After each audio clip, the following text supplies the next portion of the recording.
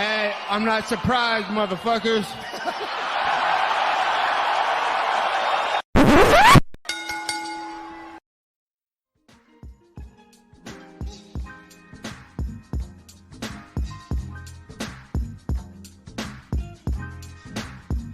What is up, ladies and gentlemen? Welcome back to Courtside Soundoff podcast. Once again, I'm Josh Evanoff. As always, welcomed by the one and only man of the hour, too sweet to be sour. It is Angel Ortega. As always, we've got a lot of stuff to talk about. Specifically, it is UFC 276 Fight Week, ladies and gentlemen. International Fight Week going down this week in Vegas. We do have a lot more to talk about. Before we get into all of that, as always, we are brought to you by Rogue Energy. If you want 10% off your order at RogueEnergy.com, use the code SOUNDOFF at checkout. It's code SOUNDOFF at checkout for 10% of all your energy needs. You know what? I went ahead and went out. Angel, as always, hit the gym. You know what I always got with me? My Rogue Energy shaker bottle. You can get that and get some drinks. Buy it for yourself. Buy it for a friend. It's a nice summer. When you're going out, have some Rogue Energy with you. Use code SOUNDOFF at checkout. Angel, I'm sure you do that all the time, But regardless, ladies and gentlemen, before we get into UFC 276, we do have some UFC to go over, actually. UFC Vegas 57 and the UFC Apex in Las Vegas, Nevada. The main event, we knew going in it was going to be an absolute banger, and it was exactly that. Mateusz Gamrot defeats Arman Tsarukyan in the main event. However, it does not come without controversy. Look, man, this is a really contentious decision, and it's one that I'll say right off the bat. I am biased. I love me some Arman Tsarukyan. I also thought it was a really terrible decision. That being said, it was a unanimous decision, 48-47 across the board. If you look at the main decision, it's very close on the fan side, media side. It's very much in the Arman Tsarukyan camp. So, Angel, I'll throw it back to you. What did you think about the main event, and who do you think deserved the victory? I mean, we talked about obviously a little bit in the pre-show. I give you some thoughts and some opinions. I even questioned myself, Josh. Can you believe that? I doubted myself. That's so weird, man. You're always so sure in your own opinions. I try to be. And I admit when I'm wrong, Josh. I do my best. I've learned, as a man, you learn this at some point in your lifetime. You learn that sometimes you have to admit when you're wrong. You gotta grow up, You gotta grow up, yeah, exactly. And I'll say right here, man, I'm not going back on anything that I said earlier, Josh. Let's go. What if my take was completely different on what it is? You were just fucking with me the entire time. I was actually fucking with you, Josh. I actually fully thought Gamrot won. I actually thought I thought he 50-45 with him. No, I mean, I almost thought quite the opposite, actually. I thought Tsarukyan damn near 50-45 him. Yeah. But, no, I mean, to bring it back a little bit and bring it full circle. I mean, Josh, I thought it was a clear Tsarukyan win. I was so sure of it. I had to rewatch this card, or I had to rewatch this fight because I ended up watching most of the card the day of, kind of broken throughout my day, and I watched some highlights and stuff, but I was so tired for the main event. I think I watched like maybe round 1 or 2, and then I just passed that. I was just dead for the day. Ended up rewatching it today, so it's pretty fresh in my mind, Josh. So you should not doubt me with any of my opinions, but I'm not doubting you at all. But okay, it might be, but you might be. But no, I watched it back and I thought it was I had 4 rounds. I had 4 clear rounds for Tsarukyan, if I'm being honest with you.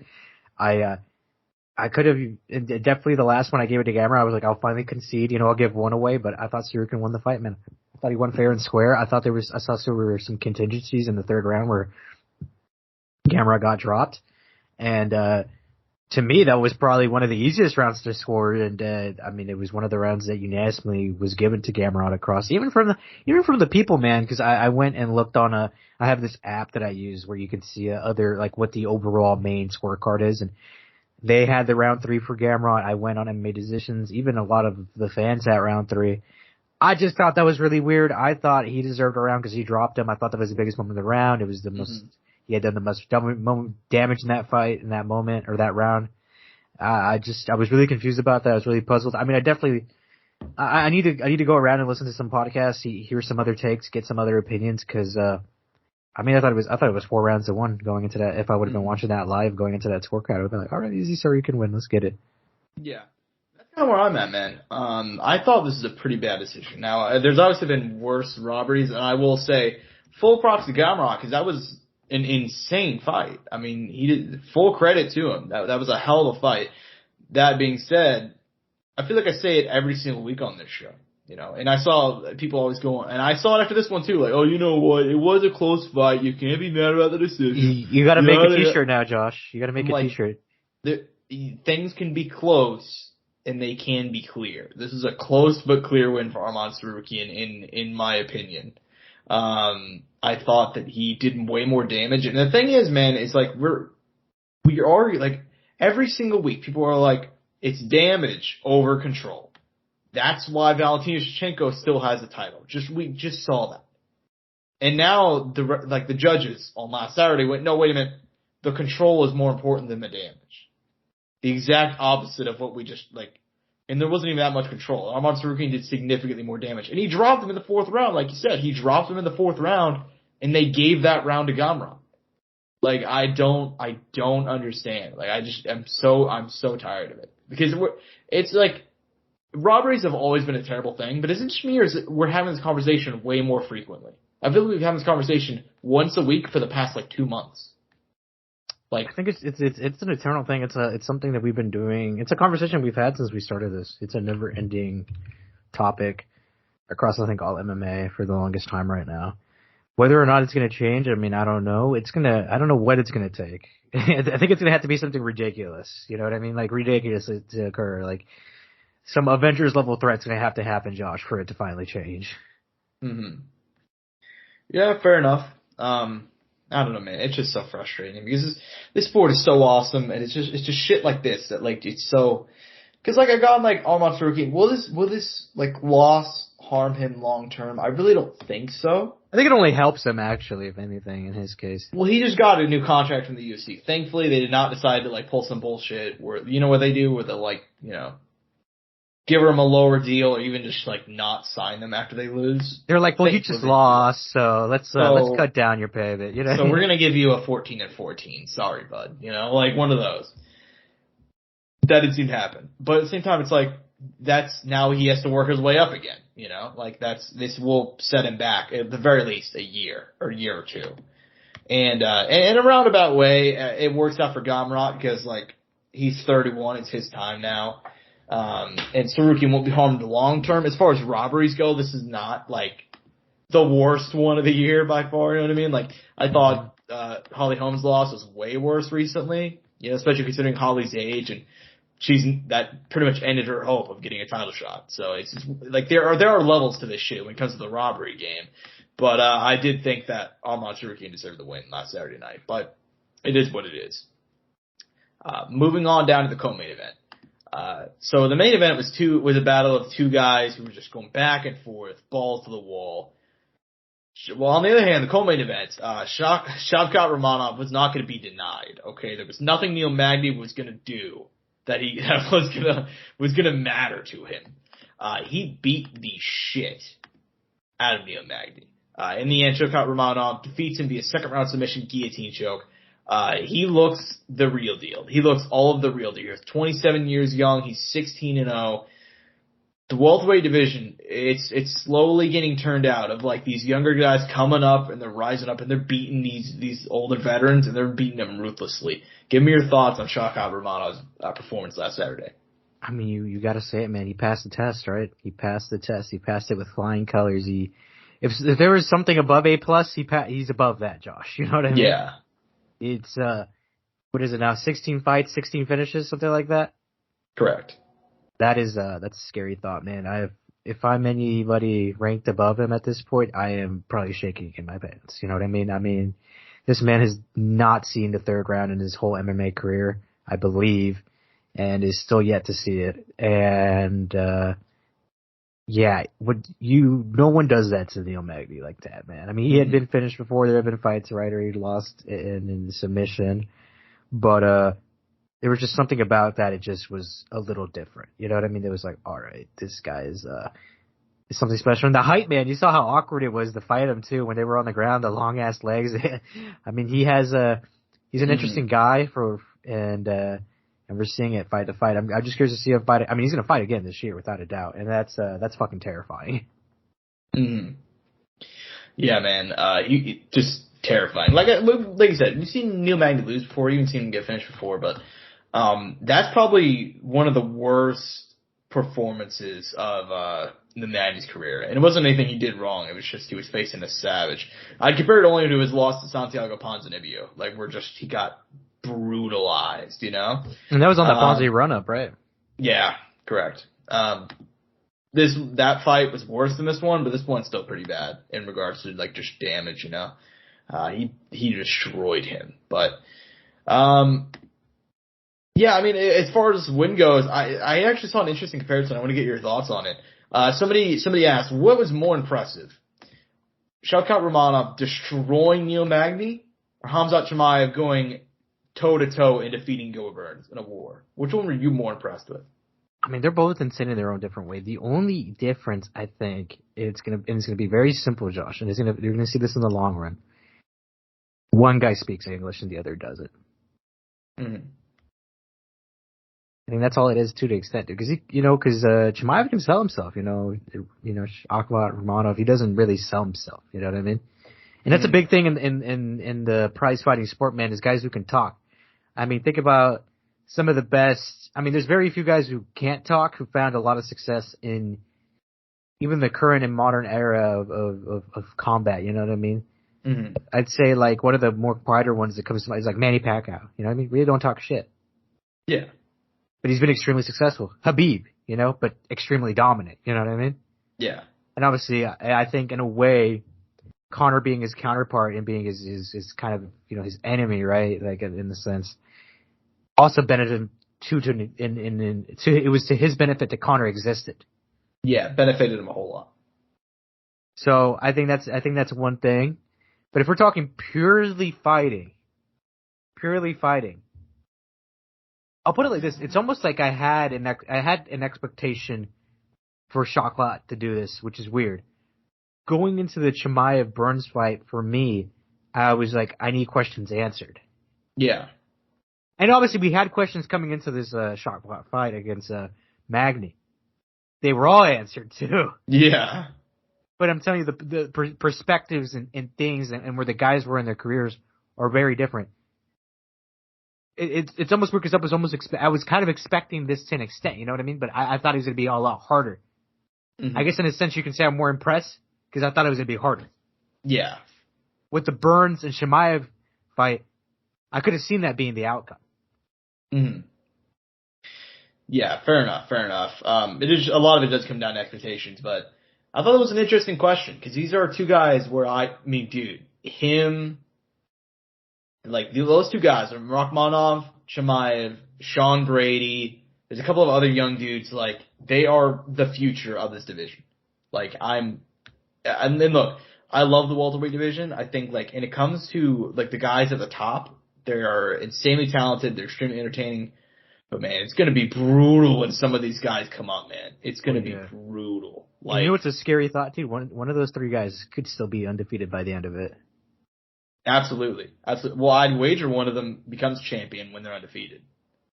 An undefeated champ. Yeah, that's my expectation, honestly. That's sick, isn't it? It is. So yeah, man, shout out Shavkat Rakhmonov. That was a hell of a win. As far as the rest of the card goes, what are some of the fights of the undercard in UFC Vegas 57 you're looking to talk about? Oh man, here, let me bring it up. I have to highlight a performance, man. Chris Curtis, man, I went in, had the right idea, just don't get taken down, great scrambles. But I got to give a little love to Rodolfo Vieira, man. He his hands looked a little better. Obviously, he still got tired, but it wasn't the same kind of tired that we had seen before. Mm-hmm. Yeah, correct. Dude, he has, like, Chris Curtis, has, like, one of the greatest stories going on in MMA right now. And it's been that way for a while, but I still don't think we discussed it enough. This is a guy that retired multiple times. Career looked over. Like, he could not get in the UFC, despite how hard he tried. That Contender Series, hook kick knockout, couldn't get in for it. Went to the PFL, failed out there. Got the call on super short notice. And now he has 3 wins in the UFC against really good guys, Phil Hawes, Brendan Allen, Rodolfo Vieira, they're all very, very good. And he just keeps on winning, dude. Like, it's fucking awesome. It really is. It's an excellent story. I think it's bullshit that he's not ranked, honestly. The rankings came out, he's still not ranked, which is just ridiculous to me. And no offense, because I don't want to kick him in when he's down, but I'm not sure how Chris Weidman is ranked over Chris Curtis. I mean, Josh Jessica is still ranked. Jessica is? Yes. That's a different weight class, though. I know, but and women's flyweight, there's not that many people. I know, but I'm pretty sure Jessica has lost like 4 fights in a row. I think so, yeah. How can you be a ranked fighter and lose 4 fights in a row? Shit, I mean, I guess you're right. Still she's lost 3 fights in a row. 1, 2, 3, 3 fights in a row. All right, fair enough. But yeah, I mean, you know what I mean, though, right? Like, yeah, I just think Chris Curtis. And she's ranked 10, not even like 15. Yeah, I just think Chris Curtis should be ranked. Just to go back to the original point. No, I know what you mean, but I'm just saying it just goes to but you brought up the fact that Chris Weidman is ranked, so I'm just trying to tell you, like, this is how the UFC rankings are, man. You know what I mean? Yeah, true. But yeah, man. I mean, as far as the rest of the card goes, what are some of the other ones you're going to talk about? We also got to highlight Umar, man. It's not a surprise, right? You kind of expected at this point. I was a lot of respect to Nate Madness, man, because you can really tell he was genuinely trying to do something. He wasn't like he got dominated, but it's not like he wasn't trying to get out of. You know what I mean? He was trying his best. He was trying his best. Like I got to give credit to him for that because, it's very demoralizing to lose like that. But you have to give him credit because he's a really good guy, man. He was 14-1 to go into that fight. He's a very talented guy.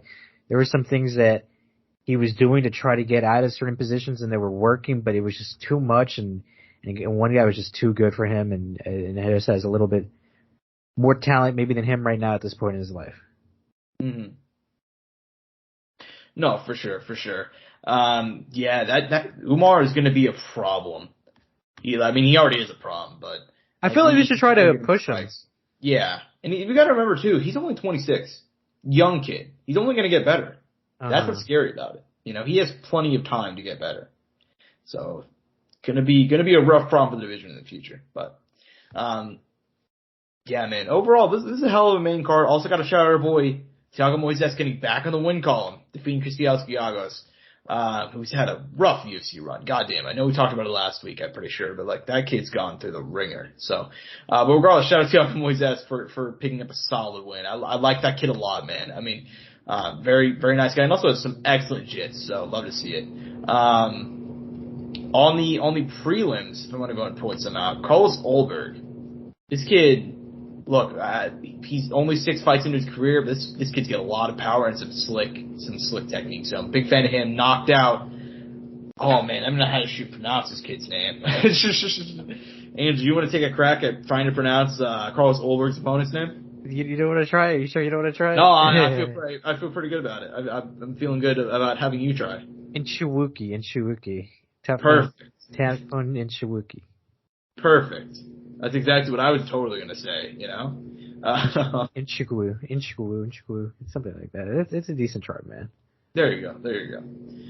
But yeah, man. Hell of a win there. Sergey Morozov defeating Julian Pavia didn't agree with that decision, but I will say it was a great fight. Yes. Cody Durden. Man. Jesus Christ. I don't think I've ever, and like, I'm being serious, I've been watching MMA for a long time. And even just sports, I'll just say sports. I've never felt worse for an athlete than I feel for JP Buys. Dude, I saw this in public. I was at Buffalo Wild Wings. Like, actually, no joke, Josh. I was actually at my local Buffalo Wild Wings. And I didn't know we were joking about that. I thought we were always at our Buffalo Wild Wings. No, let me tell you this. I was actually there. And if you saw my face, you would have thought I lost a family member, Josh, the way I reacted when he got put out. Yeah, I don't blame you. It is so sad. Like, I feel so bad for the guy. I mean, his wife left him. Like, he's lost 3 fights in a row, and it's not even like he's losing these fights in like competitive fashion. He's getting the shit kicked out of him. Mm-hmm. Like, I feel so bad for this guy. And it's not even like he's. Oh, go ahead. I was just say it's 3 fights into his Contender Series career. I mean, he probably only has one more fight left, and I mean, he had a 9-2 record, I think, coming into the UFC. Yeah, he looked good on the Contender Series. Yeah, he looked like a solid guy, and then, I mean, I think I told you over text, right? It just goes to show how much everything going outside of your life affects your career. Yeah, correct. Because he had a lot of baggage going on right now. But, yeah, man, we're just sending the best to JP Buys, so. We love you, man. We're here for you, bro. We're here for you, bro. FTV, no, I was kidding. Jesus Christ. Hey, man, just trying to give my man some love, man. We care No, about him. I know. But regardless, Mario Bautista defeating Brian Keller. Brian Keller is an interesting guy. Some nights he looks like he'd be top 10. The other nights he's losing to guys this was a bad loss, man. I think you really should have beat Mario Bautista, but whatever. And then opening up the card was another bad decision. Vanessa Diamopoulos defeating Jin Yufra. I thought it was a bad call, man. What did you think? That's New York best time seller, Vanessa Diamopoulos, let me tell you. What? She wrote a book. Remember we talked about this? I did not remember this, actually. She was the one who was a stripper. Oh, yeah, she did write a book. All right, I stand corrected. Forgot about that. Yes. Anyways, yeah, I like her a lot as a personality, but I thought she lost that fight. Just being honest, but anyways, man, it was a hell of a card. I thought it was a very, very fun card, but it's time to move on because it is UFC 276 Fight Week, Angel. It's going down Saturday night from the T-Mobile Arena in Las Vegas, Nevada. Let's fucking go, dude. It's Fight Week. It's Fight Week, and it's International Fight Week. And look, man, I really want to go to one of these years, me and you, Angel, we got to go to International Fight Week. We got to hit the Hall of Fame. You know what I mean? That year won't be this year, but we'll get there. We'll get there, man. But dude, regardless, this card is incredible, top to bottom, bro. We'll start in the main event.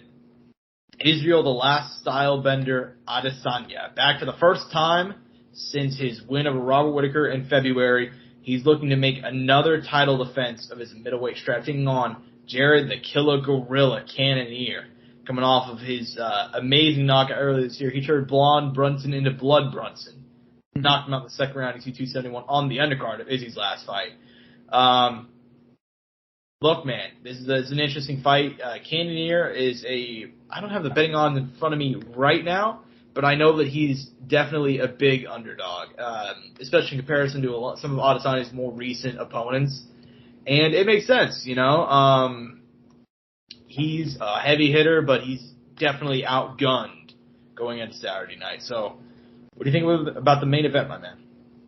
It's a great main event, man. It's exciting. It's a different look for Izzy. We've had, 2 rematches in the last 2 years, right, of opponents he's already faced. Just going to show his dominance in the division and recycling. So it's, I think for him, for one, I think it's very motivating as a fighter to get a new look, a new person, regardless of, record leading into the fight or kind of how they got to the title shot. You know what I mean?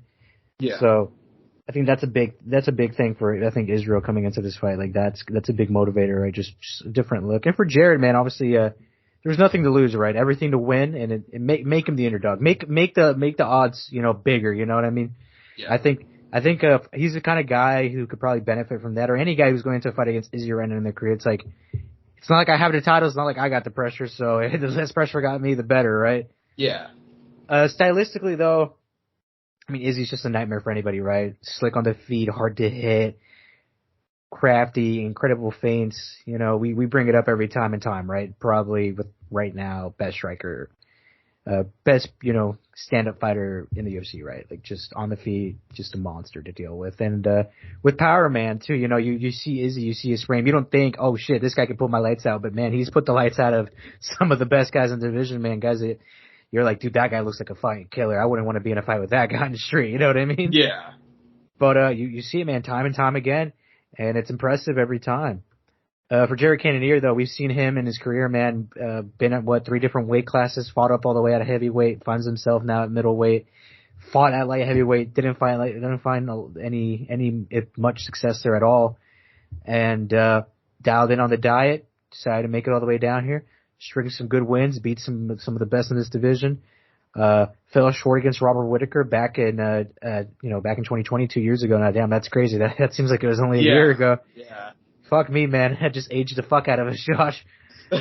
But no, now we're here.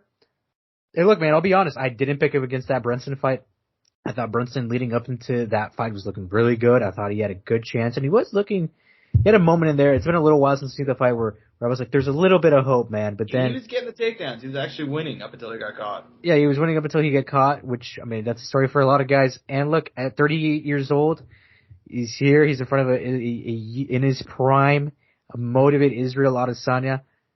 I don't know how it's going to work out for him, man, but I know that there's a game plan, right? You know, there's a thing there's things he do. He's just got to crush that space, not give Izzy anything to work with. And if he can, work for a takedown, give him a different look or threaten a takedown, you know, stuff like that. For the Alaskan, I mean, there's a lot to work with. I think there's some stuff that people have shown, a little bit of blueprints. Maybe work on some mobility, kick the legs out early if you can. You have 5 rounds to work with, but definitely go balls to the wall, man, because, I mean, let's be honest, Josh, for Jared Cannonier, I mean, a title shot after this is probably not in the picture. And I'm not saying that in any negative way or anything, but it's just the truth. Mm-hmm. For sure. I mean, it's going to be he's at a stylistic disadvantage, to put it lightly, going into this one. You know, yeah, I know you didn't make your pick. Normally, I have you make the pick first, but I'm gonna go into shade and say, dude, Israel Adesanya. I think this is he said that, like, you know, going into this fight, this is gonna be his Anderson Silva Forrest Griffin moment. I think that's I think it's shooting a bit high, which is fine. And I don't know if it'll be that exact way, but I think he's gonna get it done. I think he's gonna get it done in tremendous fashion. I'm gonna go ahead and take him via knockout. I think he defends his title and defeats Jared Cannonier via KO. What do you think? I mean, Josh, I'm picking Israel Adesanya via 3rd round submission. Yeah, Josh. You're for real? Yeah. Oh, fuck. There we go. Nice. Fuck it. He's going to get a finish, I'll tell you what. I'm just calling it a submission for the memes. Yeah. No, but if I get it right. God damn, you're legendary. This would be a legendary moment. Dude, I might have to go to a bookie, bro, and throw money down on that just in case if I do get it right. Could you fucking... Dude, the odds of that have to be through the fucking roof. You know? 1, because I'm calling the round. 2, because I'm calling the submission. It actually ends up happening. You're gonna make fucking like $20,000. You know? We'll look it up later. I'm actually kind of curious what the money line is on Izzy by 3rd round submission over Jerry Cannonier. Insane. We'll tweet it out too. For sure. But look, man, so we're in agreement there. And, imagine, Josh, Andrew has just put $500 on Israel Adesanya by 3rd round submission. Let's fucking go, dude. But yeah, man, we're in agreement in the main event. As far as the co-main event, and look, I like the main event. I'm happy Izzy and Cannonier got the spot for International Fight Week, huge card, so on and so forth. At the same time, though, it is a shame that, in terms of like high level MMA, nothing's been better than this Alexander Volkanovski and Max Holloway trilogy. Right. Both fights super technical. It's beautiful, isn't it, Josh? It is. And then this third one, it's crazy to think about. All 3 of them have been co-main events. Wait, what the fuck? Every single one, yeah. They were the co-main event at UFC 245, I believe, and then at UFC 253. They switched it up though. It wasn't Usman anymore. Those were both Usman cards. They were. But yeah, man, and they are once again a co-main event, which is just kind of a shame. But I suppose it doesn't really matter too much. But it's okay, Josh. It's nice to see Alexander Volkanovski after 2 hard fights to get a return at a title shot. Oh, I see. Oh, you know. Yeah, I mean, look, man, this is about as good as it gets for high-level MMA, and I am so fucking excited for it. Angel, what are you thinking about this one? I'm fucking excited, man. Obviously, Josh, I think everybody in the MMA community is unanimous on this fight as far as being good. And look, you got one of the, I'd say, kind of weird place in the community as far as MMA people, how they feel, and non-fan, like not as big fans with Alexander Volkanovski that are kind of like him or don't like him at all. And then you got Max Holloway, who everybody loves. Yeah, it's impossible not to love Max. Yeah, so I mean, Josh, there's a lot of things riding on this fight for Max. I think it's a lot more pressure on Max than Alexander, if I'm going to be quite honest with you. I mean, we're talking about a future of staying at this division and just for himself, right? Because I know deep down, obviously he thinks he won the last fight. He has belief in himself that he won that fight, but obviously the paper tells a different story, right? You know, I think most people feel that Max won that second fight, which is why he's getting this third one, you know? Yeah, but I mean, if he loses this man, that's 3-0 against the same guy, and that's a mental fuck, man. And he pretty much locks himself out of this division until Volk either retires or loses the title to someone else. But this is make or break, baby. And I think the best is blessed, Josh. And I'm picking Max Holloway. Let's get it, champ. Let's go, champ. Let's go, champ. Let's go, champ. Guys, we're Max fans. I'm not sure if you can tell. We're fans of Max Holloway. It probably doesn't help that he's literally my Twitter picture. Yeah, I mean, he's a friend of the show. Let's also go ahead and put it like that, you know. Friend of the show, Max Holloway. Oh, man. Look, I want to pick Max. I want to pick Max really badly. And I'll admit it, I did not jump on the Alexander Volkanovski train for a long, long time. I just didn't, you know. I don't know what it was, but I just did not hop on the train, the hype train, so to speak, for a very long time.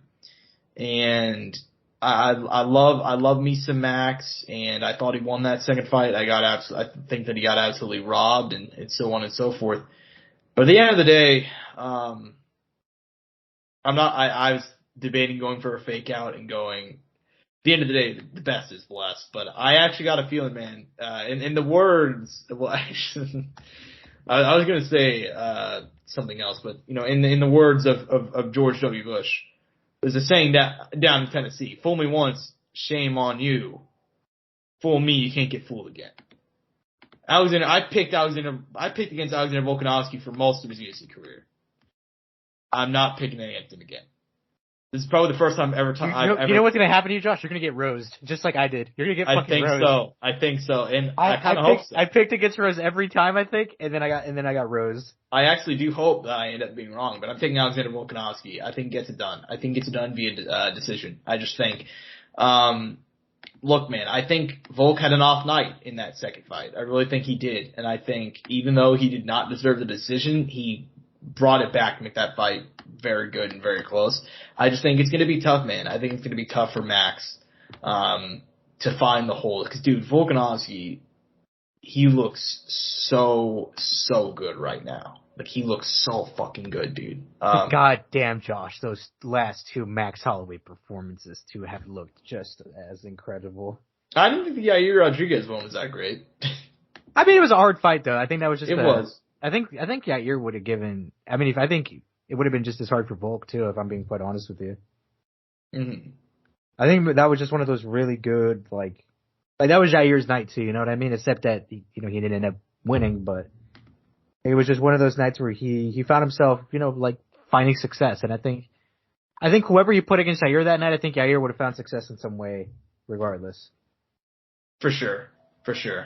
But yeah, man, I am gonna go ahead and I can't believe I'm doing it, but I'm picking against Max, man. I'm gonna go ahead and take Alexander Volkanovski. But yeah, not feeling proud about it, but it is what it is.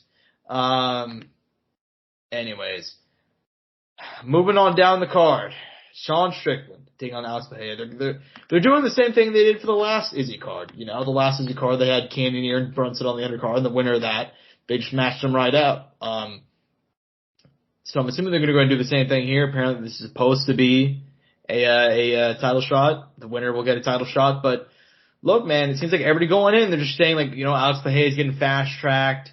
He's going to get the title shot. A lot of people seem to be counting out Sean Strickland. What do you think about that? And what do you think about this fight? Oh, dude, I'm not counting out Sean Strickland at all. I'm actually very confident in Sean Strickland winning this fight, Josh. Very confident. Oh, yeah. It's a different sport, man. I'm very confident in Sean Strickland. I think he'll make the right decisions. He's a very tough dude. He's very durable. He has some decent wrestling. I know he was working with Johnny Eblin for his training camp during that Gegard Mousasi fight that just occurred last week. And he was a big part of it. They said they actually credited Sean actually for being one of the main reasons why they found a lot of success on that night. So I'm sure if Sean's at least smart enough to take anything from that, I think that could benefit him. in this Bahia fight, and I think he'll be fine, man. I mean, obviously, but at the same time, though, you can't doubt Bahia because at this point, I mean, he's in the short time, he's moving quick, but he's working with a good team, man. He's been working on jiu-jitsu, and obviously his stand-up is no question. And let's see it, man. Main card in front of the bright lights against a guy who's been doing this a very long time at this level, and especially in his sport, because this is Sean Strickland's wheelhouse. Mm-hmm. And he's pretty good at it. I agree. And I think a lot of people are kind of overlooking him. And yeah, I'm on the same page with you. I am going to go ahead and pick him. I think that he's really, really getting overlooked. And, like, I get it, that a lot of people think, let's just go ahead and call it what it is. He is having one of the most artificial title, runs that we've ever seen. They're very clearly trying to angle for it. He beat Andres Michailidis, who's not even in the UFC anymore. And he beat Bruno Silva, who I like Bruno Silva, but he's not even ranked. So, they are trying very, very hard to go ahead and have him get that title shot, but I don't think he does. I'm gonna go ahead and take Sean Strickland to get it done. And I actually feel, I'm on the same page. I actually feel pretty confident about it too. I just think he's very well rounded. You don't see a whole lot because he's won his last few fights off of just a jab, but he's very well rounded. He is, not as dumb he's not dumb in the cage. He does some dumb stuff outside the cage, but right. I don't think he's dumb inside the cage at all. So I'm going to go ahead and take him. I think he gets it done, probably via decision, maybe even uses his grappling. I think he gets it done. But regardless, man, and then we'll actually get to see Sean Strickland getting a title shot. So isn't that insane, man? We live in that world, don't we? Right? Absolutely insane. But anyways, man, moving on down the card, this one's all bangers, man. We keep on moving along. Sean O'Malley, Pedro Munoz, the biggest test of Sugar's career so far. It's easy to forget that he's only 27 years young. He's won 3 fights in a row, all knockouts. He's 15-1, but he says he's 16-0. So, and he's going to be facing Pedro, the Young Punisher, Munoz. He's called the Young Punisher, but he's 35 now, and he's lost 4 of his last 5 fights. What do you think about this fight in particular, my man? Do you think Sugar gets it done? I mean, he should, right? I think they've kind of they brought him up in a good manner, right? I think that's one of the good things I need to give the UFC, right? And obviously Sean's been smart in his career as far as the fights he's taken when he takes them. And Pedro, man, you can tell there's been a little bit of a speed reduction, but hey, man, heavy hands still. Sean can't get overzealous. He can't find himself getting into some wild exchanges. He needs to stay disciplined and not get caught because maybe he's not as quick as he used to be, but he's definitely not any less stronger. For sure. And Pedro, like you said, he's getting older, but he still has heavy hands. Do you think that's going to be enough to defeat the young prodigy on Saturday night? I think it should be, man. I think the Sugar Show is going to get another win. Mm-hmm. Yeah, same page here. I think this is, I saw Marlon Vera talking about how, well, he hates on Sean O'Malley. These two just hate each other. They try to never give each other credit, but, he said oh yeah, they gave him the easiest matchup possible. They made sure to give him this, that, or whatever. And to an extent, I agree. I think Pedro Munoz is really, really good, but I think this is a matchup that Sean O'Malley can absolutely win. I think it's kind of designed for him. So I'm going to go take Sugar to get another win and keep ascending up the rankings, This one just got moved to the main card. It's opening up the main card because we had some fights canceled. Specifically, we had Misha Tate's flyweight debut, which is moved. Now the UFC Long Island 2 weeks from now. But regardless, moving on to the main card, Ruthless Robbie Lawler, the former UFC welterweight champion, coming off that win over Nick Diaz last September. He's going to be taking on Brian Barberena in a fight that is just, good lord, this one's going to be fun as hell, man. There's no doubt about it. They match these guys up for a reason. This one's going to be an absolute banger. Do you think that the former champion has enough in the tank to defeat Brian Barber, who's coming on, man? He's won 2 fights in a row. He's looked good. What do you think about this one? I think it just depends where Robbie Lawler we get that night, man. We need to get a motivated Robbie Lawler or a Robbie Lawler that's just kind of there. But I think he is going to be motivated, man, because he's fighting a guy that I think it's a good matchup. I think this is fair. It makes sense, I think, and Look, man, Matt Brown and Brian Barrera had a hell of a fight, man. Hell of a fight. And I think Robbie Lawler could do the same thing. I think he could do the same thing, and I think he could find success. I think it's a tough one to pick. I know Robbie, prior to that fight against Diaz, he was struggling a bit. I shouldn't say a bit, but he was struggling a bit. At the same time, you got to look at the opponents: Neil Magny, Colby Covington, Ben Askren, RDA. You know what I mean? Like that's a murderer's row. You know what I mean? Yeah. I'm curious to see now. You know, he's 40 years old, man. We're taking a step back in competition finally. What can we do, right? I want to pick Robbie because I want to see now that finally he's taking that step back in the names and the level of competition how he does against Brian Barberena. I'm going to pick him. I know that's kind of throwing it at the dartboard kind of lightly because I think there's still some questions there and how much is still there, but I have some hope, man. I think he could do something here against Brian Barberena. Mm-hmm. Yeah, I don't blame you. Robbie Lawler is a guy that for most of his post-championship run, like whenever he lost the title, which is crazy thing about 6 years ago now to T. Wood back at UFC 201, he's had a bit of a mixed run. Like he came back, he beat Cowboy, and then he tore his ACL in that fight against RDA, lost. He had that really weird fight with Askren where was he out, was he not? He got mauled by Covington, got mauled by Magny, but then he came back, he beat Nick Diaz. He looked like, I understand a lot of the focus was like, oh yeah, Nick looked terrible. I thought Robbie looked really, really good, honestly. Straight up, like, he just moved forward the entire time. He was not going to be deterred. It was his fucking night, you know? Like, Robbie Lawler was not going to lose that fight. You know what I mean? He was way more active than normal. He looked way more, like, he looked better physically. Speed looked there. But man, I feel like there's just something about Brian Barberena coming to this one. He is determined. He's looking really good lately. 3 wins in his last 4 fights. I hate to say it, but I'm going to take Brian Barberena, man. I think he's going to bring the fight to him, and I don't think he's going to go down. I don't think Brian Barberena is going to go down. I don't think Robbie will either. I think this has a fight, like a potential to be a really, really good fight, but I'm not going to take Brian Barberena. Probably be a decision, man. I think it's going to be a hell of a fight, though, for sure. And I can see it easily going the other way. But regardless, look, man, as far as the prelims go, I know you said we can go ahead and just go one down, so we're just going to go ahead and go one down. Brad Riddell, Jalen Turner, and a battle of lightweights. This one's going to be an absolute banger, dude. Brad Riddell has been out of action since his loss to Rafael Fiziev last December, and that fight was excellent. I think Brad Riddell still has a ton of potential. He's still ranked. Jalen Turner, on the other hand, if you look at his record, you're like, oh, you know, but he's also a kid that's only 27, and his last few fights, he's looking great, man. Give your thoughts on that matchup. I'm a little thrown off by it, man. I know they're trying to, like, obviously give the push to Jalen Turner, obviously give him his opportunity to get into the rankings. But at the same time, for Brad Riddell, I'm surprised he's taking this one, man, because, I mean, he's currently a ranked guy. Only lost to Fiziev in the rankings. Prior to that, beat Drew Dober, you know, Alex Silva, some decent guys, Jamie Malarkey, Magomed Mustafayev, all pretty good guys, and they're throwing him at Jalen Turner. There's no disrespect to Jalen Turner, because obviously now that he's having this little run, man, he's putting the wins together.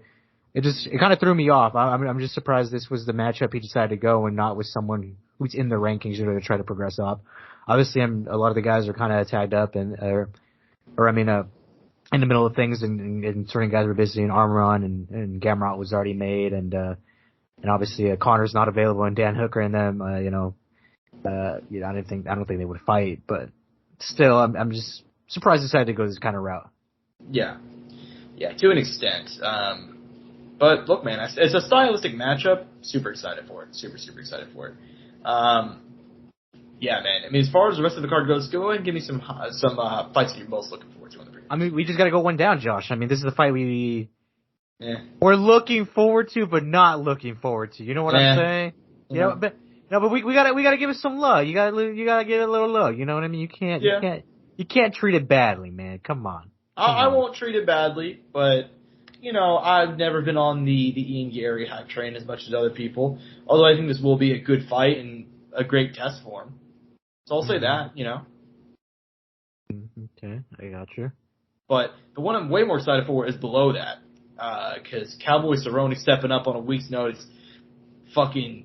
It's the Cowboy, dude. I mean, what else would you expect out of him? And they're going to fight at welterweight. It's going to be a rematch. Him versus Jim Miller.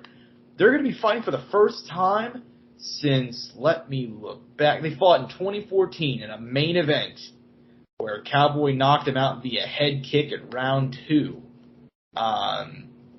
Yeah, man, this is I'm really excited for this one, man. I'm surprised that I'm as excited for this one as I am, just because like it's not the loser leaves town matchup that Dana wanted for some reason. You know, he said that he wanted the loser of Lozon versus Cerrone to retire, but Jim Miller still got fucking hands, man. He can try and get that win back. And yeah, it should be a fun matchup. I'm surprised. I'm a little bit surprised they booked it, but give me your thoughts on that one. That's a banger, man. I think this is an old guy banger. We always talk about that, and it makes sense. I even brought it up, man. I told you, Josh, I am the UFC matchmakers. Yeah, I know. Yeah, so that should be a fun one. I'm happy to see that it came together. I was just a little bit surprised, but yeah, man. Moving one down, Brad Tavares, Dricus DePlayas feels like they're kind of setting our boy Brad up here. He's won 2 fights in a row. He's been looking good, you know, after, you know, taking some time off. And he's facing just absolute monster. So that's gonna be, you know, the opening kind of early ESPN prelim. But then on the early preliminary card, can't speak. Even that part is loaded, dude. That's what I'm saying, man. This card was hard to organize, I think, because there's just so many big, names on here. Absolutely. Yeah, man. Uriah Hall taking on Andre Muniz, and that's a matchup which I don't really like for Uriah, man. No, I don't either. Kind of setting him up. Granted, Uriah's never lost via submission. Not sure if you knew that, but he's never been submitted. Well, that's good. That gives him some, you know, some confidence, I think, in that department, right? But at the same time, though, Andre Muniz has been submitting some people who, you know, you wouldn't expect him to submit like that. You know what I mean? Yeah. But yeah, man. So we'll see what happens there. But another one below that, Jessica Ai, who we talked about in the green room, ranked number 10, lost 3 fights in a row, taking on Macy Barber. That's a dude. Macy Barber. You know, it seemed like the hype train was dead, and it still might be to some people, but she's gonna probably get that 3rd win in a row here, man. So we'll see what happens there. And then opening up the card, Jessica Rose Clark, fan favorite for a lot of people, taking on Julia Sidorenko, who I had high hopes for at one point, but her UFC run's gone a bit rough. Lost 3 fights in a row. So we'll see what happens there, man. But this card's just top. That's a banger, though. For some reason, I feel like those girls are gonna go to war, dude. Oh no, I agree. I mean, Julia Sidorenko's she's lost 3 fights in a row, but she's never like gone out easy. Like she comes to bang. You know, her fight against Lisa Versosa was one of the greatest fights I've ever seen. I was there for it, man. Yeah, exactly. So, yeah, that's going to be a hell of a fight. And Jessica Rose Clark especially comes to bang. So we'll see what happens, man. But yeah, that's all we got for UFC. I mean, unless I missed something. Did I miss anything? I don't think we did. I don't think you did or shouldn't have. Yeah, I don't think we missed anything. So, yeah, man, we're gonna go and hit Bellator real quickly. Now that we're done with UFC, we do have a little bit of Bellator to go over. Bellator 282, Mohegan Sun Arena, last Friday night. You know, going in, this card had some stuff I was interested in. I know, Angel, I know you did not see the main event, I know we talked about some of this, but what card did you actually see? I saw like fights here and there. I'd have to look at the card again real quick to tell you exactly what I saw off the top of my head, just to get a refresher in my brain. Okay. I'm getting it up here. I'll have it here in a second, but I'll let you take over in the meantime. Yeah, I'm gonna go take over real quickly. In the main event, Johnny Eblen upsets Gegard Mousasi, ends the Moose's title run, and he does it in easy fashion, my man. Like, it wasn't even close. He beat the hell out of Gegard, dropped him a couple times. You know, Gegard was kind of, you know, one of the pound-for-pound best over there in Bellator. Johnny Eblen prevents him from getting that 50th win. Just a dominant performance. I mean, top to bottom, dude. Like, it was hard to watch at times, especially because Moose, you know, he's 36, but I did not see this coming at all. Like, I thought there were paths to victory for Johnny Eblen, but not like that. Not at all. And he stays undefeated in his career, 12-0, and he never lost in an amateur. This kid got a lot of potential to do big things in Bellator. In the co-main event, our boy, Danny Sabatello, defeating Leandro Higo easy. And now he's going to be fighting our boy in the, I guess, semifinals. Stefan Stotts, the interim bantamweight champion. That should be a banger. They talk shit right after he won. I am so psyched for that. That's gonna be a great lead up to that, isn't it? That's gonna be I still think it'll be a good fight because when has Rufon Stotts had a boring fight? You know. That's true too. So very, very excited for that one. And then on the other end of the bracket, you know, obviously we got Patrick makes Magomed going to be fighting as well. But as far as Magomed got the winner over Enrique Barzola with a nasty guillotine on the main card. Brennan Ward picked up a huge win over Cassius Kane. Brennan Ward, man, one of the greatest stories going in MMA right now. I wish it was talked about more. You know, to come back from addiction's such a terrible thing, man. I feel, especially whenever you're, you know, in the thick of it. He went through it and he came back on the other side, took 5 years off, and now he's winning fights, and he's winning them in devastating fashion. So, yeah, man, very, very excited to see what he does next. As far as the prelims, you know, Kat Zingano got a win over Pam Sorensen. She said she's ready to fight Chris Cyborg. I'm glad because that's a matchup that's actually, I think, is somewhat interesting to me. I think Cyborg is pretty clearly slowed down, you know, and Kat, her grappling is still tremendous. So, you know, we'll see what happens there. Brett Primus got annihilated by Alexander Shibali. He just didn't expect that. I saw that. I was like, fuck, man. That's I mean, we talked about Shabli in that matchup going in, but I did not think Brett Primus would get done like that. Yeah, not at all. I mean, he got annihilated. Jesus. So, yeah, man. That was a rough one to watch. As far as the rest of the card, Salah Homasi picked up a huge win. Another highlight, man.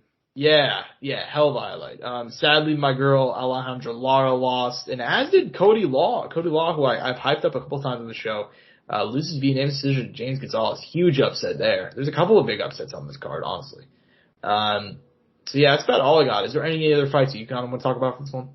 No, man. I mean, I kind of chimed in a little bit here and there. Like I said, I didn't get really to enjoy it as much, but I know this fight, this card got ragged on a lot, man, by the community. A lot of people gave this card, you know, a lot of shit. Like they were very unsatisfied with it. Yeah, I thought it was a fun card, at least the prelims, you know. I think the top two fights were not as great. I mean, I was impressed with Johnny Evans' performance, and I thought it was an all right fight, you know. But anyways, you know, moving on. I mean, Bellator, we're not going to have them back for another month. They're kind of taking these long breaks, which I kind of like, man, because whenever we're having Bellator every single week, I feel like a lot of those cards are kind of watered down. I think Bellator is in a place right now where they can do a card every month and be fine, but I don't think we really need 2 or 3 of them, you know? Yeah. And it's a good card, too. It's going to be, that's the Pitbull Outlaw card with Douglas Lima and the ass-kicking machine, Jason Jackson. So. Exactly. And then Usman Nurmagomedov's on there, Lorenz Larkin, Davion Franklin's back, you know? Yep. Victor Nemkov. You know? Yeah, so there's Adam Piccolotti, Vanessa Porto. There's good people up and down that one, so. Oh, yeah. They got some young talent on the comeback on that, too. For sure. So I'm glad Bellator is only doing 1 card a month now. Like, I never understood the whole. Anyway, I don't really get into it, but like I said, I never really understood why they felt the need to do 2 or 3 cards a month, because there were like so many fights that most people did not give a fuck about, and that's not a good thing for Bellator. So they're at that level now where they can have an excellent card every month and be fine, you know. But anyways, I'm glad they're going to take a month off and come back with a banger. But Angel, we do got some news to talk about, and both of them are kind of in the MMA and boxing space, specifically boxing. It happened. Jake Paul finally has a fight, or does he? Right? Jake Paul, Tommy Fury set for MSG in New York, New York. Yeah, man, it's not the fight that, you know, some people were expecting. I think a lot of people were hoping it was going to be Anderson, or they're hoping it was going to be Mike. In the end, it's Tommy Fury set for August 6th. As we're filming this right now, the fight is on, and the press conference was actually set for an hour ago, Angel. I'm not sure if you knew that. It didn't happen. Why did it not happen? Well, ladies and gentlemen, if you guys have not been following the news, the Furies have had a little bit of visa problems lately.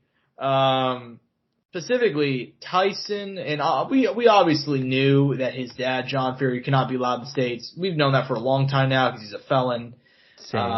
And for doing some really violent shit, gouging a guy's eye out like 10 years ago. So more like 12. But Yeah, so we've always known he cannot come to the country. Tyson's been unable to get in the country recently as well because he has ties to Daniel Kinahan, who's an Irish mobster. And so as a result, guys are now being banned from the U.S. due to their association. Tommy Fury has now also been denied entry. Now, from what I've heard, it's not for the same reasons that Tyson is. Apparently, it just comes down to a visa issue. That's what I've heard. There was one report where they said it had to do with Daniel Kinahan. That's what TMZ said, but I also read another thing that apparently it had nothing to do with that. And that's even what Jake said, like, just go to he said go to the embassy and sort your shit out with your visa. So apparently it's just a visa issue. So apparently the fight's still on. But the fight's far out. Or not far out. Actually, it really isn't far out. I mean, no, it's 2 months away. Yeah, a month and a half.